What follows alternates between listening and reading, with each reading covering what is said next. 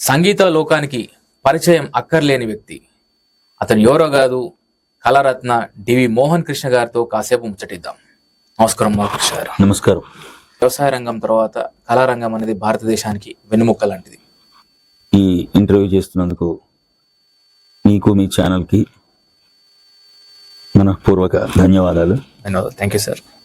ముఖ్యంగా ఏంటంటే ఈ వరు తెల్పిడియో యూట్యూబ్ ఛానల్ స్టార్ట్ అయింది కూడా December 3rd వరల్డ్ డిసేబిలిటీ డేని దృష్టిలో ఉంచుకొని ఛానల్ స్టార్ట్ అయింది. నేను పుట్టింది August 3rd.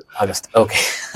మేము ఈ సంవత్సరం కూడా ఎక్స్పెక్ట్ చేసాం యాక్చువల్లీ డివి మోహన్ కృష్ణ గారి పేరు రావాలేదు అనేసి పద్మశ్రీ అవార్డు గురించి. పూర్వీకులంతా కూడా నాటక రంగానికి సంబంధించిన వాళ్ళు. మనిషి నైజం ఎలా ఉంటుందంటే, నాకు పద్మశ్రీ రాకపోయినా పర్వాలా, నా ఫ్రెండ్కి రాకుండా ఉంటే నాకు చాలా సంతోషం. ప్రపంచాన్ని ఒక 2 దశాబ్దాల పాటు చూశారు మీరు. చూసిన తర్వాత ఒక వైఫల్యానికి గురైపోయి ఒక